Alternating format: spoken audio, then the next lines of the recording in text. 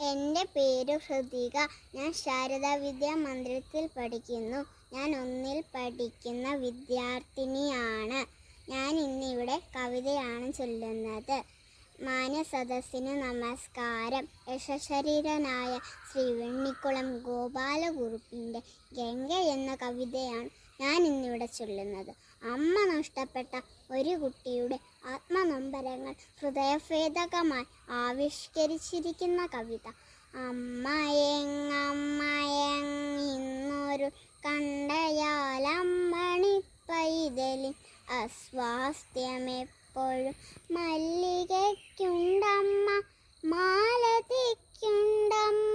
കല്യാണ കൃഷ്ണനും അമ്മയുണ്ടത്ഭുതം ഭംഗിയെല്ലാത്തൊരക്കാന്തിക്കുമുണ്ടമ്മ ഗംഗയ്ക്കു മാത്രമില്ലെങ്കിൽ സഹിക്കുമോ അമ്മ തൻ കൈകള കോതി മിനുക്കിയ രമ്യമാം ചായലിൽ പൂമാല ചാർത്തിയും അമ്മ തൻ കൈകൊണ്ടു തുന്നിയ കഞ്ചുകം അമൃതുമേനിക്കലങ്കാരമാക്കിയും തൻ തോഴിമാരായ താരയും രാധയും സന്തോഷപൂർവം കളിക്കാൻ വിളിക്കവേ അമ്മയെങ്ങമ്മയെങ്ങിന്നൊരു കണ്ടയാലമ്മണി പൈതലിൻ അസ്വാസ്ഥ്യമെപ്പോഴും തെന്നലിൽ തുള്ളുന്ന ചെമ്പനർത്താരി തളങ്ങിങ്ങി കൺമുന്നിലോടിയെത്തും വിധം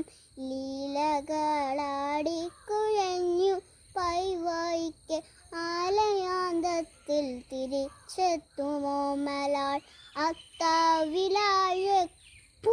വറ്റുമായങ്ങൊരു മുത്തശ്ശി നിൽപ്പാൻ അടുക്കള തിണ്ണയിൽ കുഞ്ഞിനോടില്ലായയില്ല കൂറെങ്കിലും പഞ്ഞം വിളക്കുന്നു പാൽ ചോറു നൽകുവാൻ തൻ കരം കൊണ്ടഹോ താൻ തനിച്ചുണ്ണുന്ന ഗംഗയോർമ്മിക്കും പലപ്പോഴും ഈ വിധം താരയ്ക്ക് രാധയ്ക്ക് കല്യാണ കൃഷ്ണന് വാരിക്കൊടുക്കുവാൻ അമ്മയുണ്ടെപ്പോൾ തൻ്റെ അമ്മ മാത്രം വരുന്നില്ല ഗംഗ താൻ കണ്ണൊന്നു ചിമ്മാതെ കാത്തിരുന്നീടിലും പട്ടുടുപ്പില്ലെനിക്ക് ഇല്ല പാവാടയും മുട്ടോളമെത്താത്ത മുണ്ടാണുടുക്കുവാൻ മുത്തശ്ശിയോടൊരു പാവ ചോദിക്കുകിൽ ഉത്തരം മിണ്ടില്ല പോൽ മൂളിടും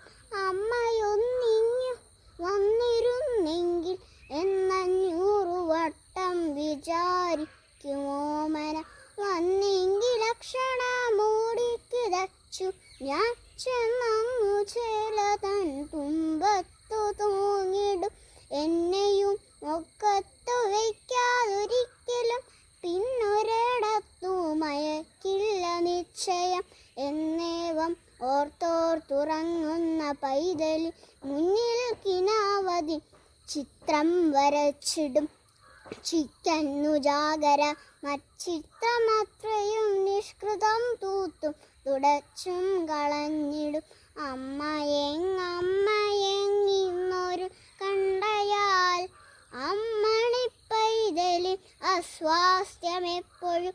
നന്ദി.